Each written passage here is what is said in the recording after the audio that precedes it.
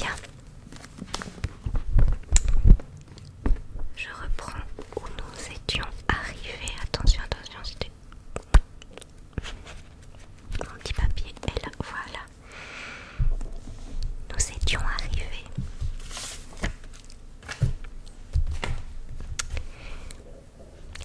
au chapitre 8. Ça c'est peut-être mieux. Au chapitre 8, l'incendie.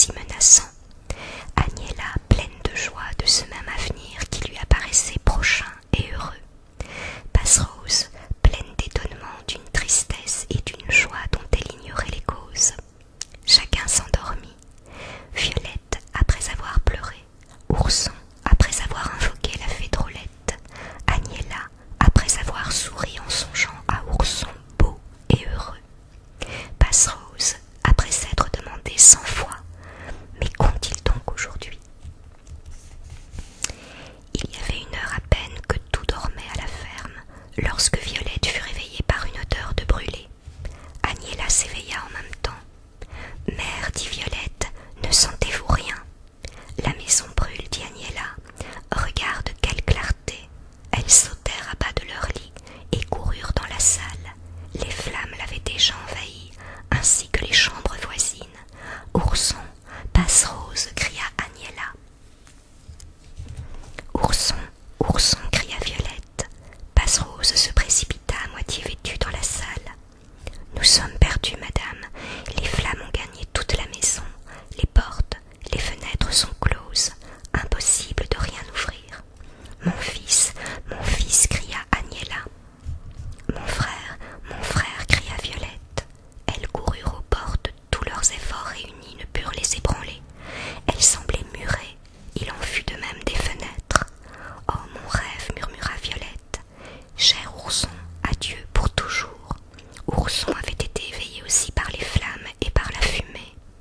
Il couchait en dehors de la ferme, près de l'étable. Son premier mouvement fut de courir à la porte extérieure de la maison, mais lui aussi ne put l'ouvrir, malgré sa force extraordinaire.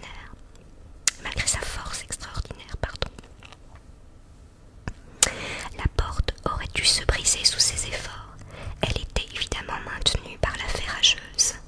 Les flammes gagnaient partout. Ourson se précipita sur une échelle, pénétra à travers les flammes dans un grenier par une fenêtre ouverte, descendit dans la chambre où sa mère et Violette attendaient la mort, se tenaient étroitement embrassées, avant qu'elles eussent eu le temps de le reconnaître.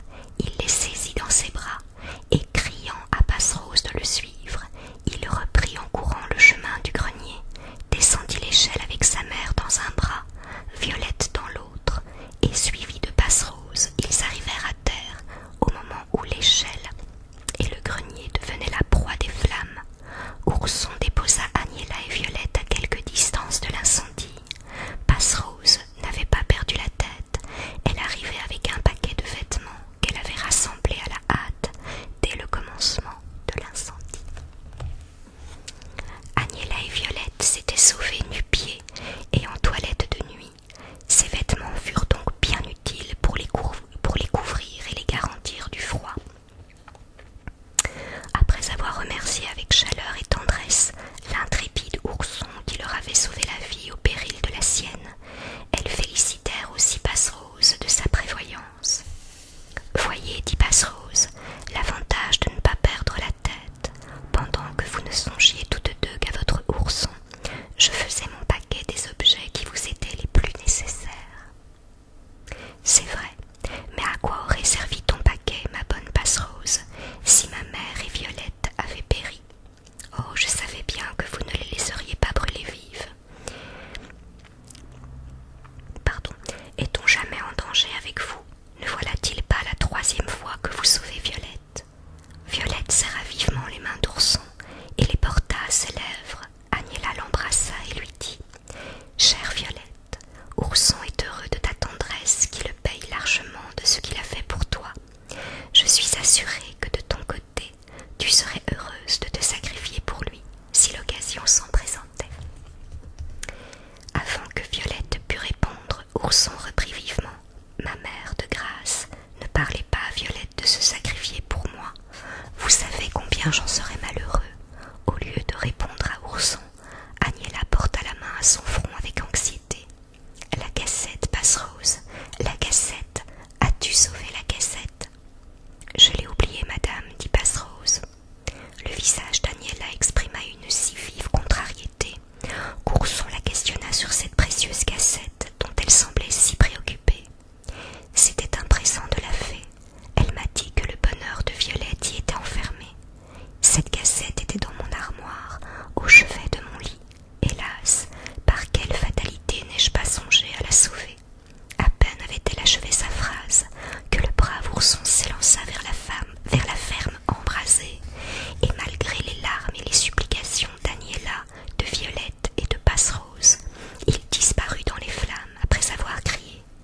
vous aurez la cassette, mère, ou j'y périrai. » Un silence lugubre suivit la disparition d'Ourson.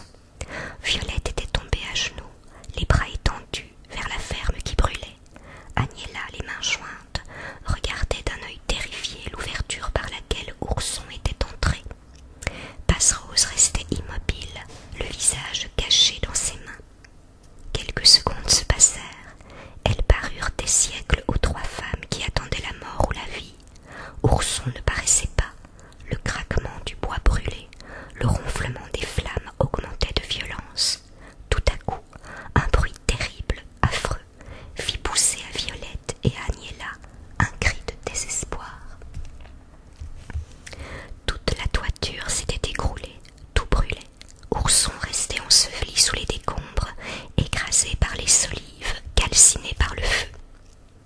Un silence de mort succéda bientôt à cette sinistre catastrophe. Les flammes diminuèrent, s'éteignirent. Aucun bruit ne troubla plus le désespoir d'Agnella et de Violette. Violette était tombée dans les bras d'Agnella. Toutes deux sanglotèrent longtemps en silence. Le jour vint. Passerose contemplait ces ruines fumantes et pleurait. Le pauvre Ourson y était enseveli, victime de son courage et de son dévouement. Agnella et Violette pleuraient toujours amèrement. Elles ne semblaient ni entendre ni comprendre ce qui se passait autour d'elles. « Éloignons-nous d'ici, dit enfin Passerose. » Ni Agnella ni Violette ne répondirent. Passerose voulut emmener Violette. « Venez, dit-elle, venez, Violette, cherchez avec moi un abri pour ce soir. La journée est belle. »« Que m'importe un abri, sanglota Violette. Que m'importe le soir, le matin. Il n'est plus de belle journée pour moi. Le soleil ne luira plus que pour éclairer ma douleur. Mais si nous restons ici à pleurer, nous mourrons de faim, Violette, et malgré notre chagrin, il faut bien songer aux nécessités de la vie. Autant mourir de faim que mourir de douleur. Je ne m'écarterai pas de cette place où j'ai vu pour la dernière fois mon cher Ourson, où il a péri victime de sa tendresse pour nous. » Passerose leva les épaules. Elle se souvint de la vache dont l'étable n'avait pas été brûlée. Elle y courut, tira son lait, en but une tasse et voulut vainement en faire prendre à Agnella et à Violette. Agnella se releva pourtant et dit à Violette d'un ton solennel: « Ta douleur est juste, ma fille, car jamais un cœur plus noble, plus généreux n'a battu dans un corps humain. Il t'a aimé plus que lui-même. Pour t'épargner une douleur, il a sacrifié son bonheur. » Et Agnella raconta à Violette la scène qui précéda la naissance d'Ourson, la faculté qu'aurait eue Violette de le délivrer de sa difformité en l'acceptant pour elle-même, et la prière instante d'Ourson de ne jamais laisser entrevoir à Violette la possibilité d'un pareil sacrifice. Il est facile de comprendre les sentiments de tendresse, d'admiration, de regrets poignants qui remplirent le cœur de Violette après cette confidence. Elle pleura plus amèrement encore. « Et maintenant, mes filles, continua Agnella, il nous reste un dernier devoir à remplir, c'est de donner la sépulture à mon fils. Déblayons ses décombres, enlevons ses cendres, et quand nous aurons trouvé les restes de notre bien-aimé Ourson. » Les sanglots lui coupèrent la parole. Elle ne put achever. Chapitre 9. Le puits. Agnella, Violette et Passerose se dirigèrent lentement vers les murs calcinés de la ferme. Avec le courage du désespoir, elles travaillèrent à enlever les décombres fumants. 2 jours se passèrent avant qu'elles eussent tout déblayé. Aucun vestige du pauvre Ourson n'apparaissait, et pourtant elles avaient enlevé morceau par morceau, poignée par poignée, tout ce qui recouvrait le sol. En soulevant les dernières planches demi-brûlées, Violette aperçut avec surprise une ouverture qu'elle dégagea précipitamment. C'était l'orifice d'un puits. Son cœur battit avec violence. Un vague espoir s'y glissait. « Ourson, dit-elle d'une voix éteinte. Violette, Violette chérie, je suis là, je suis sauvée. » Violette ne répondit que par un cri étouffé.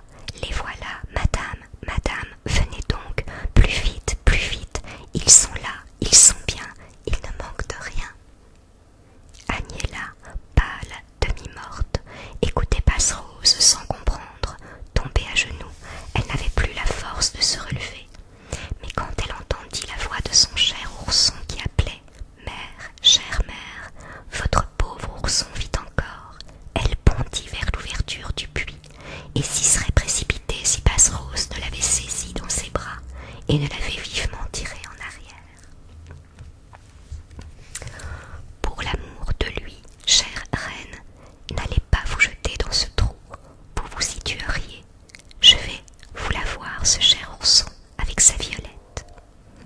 Agnella, tremblante de bonheur, comprit la sagesse du conseil de Passerose.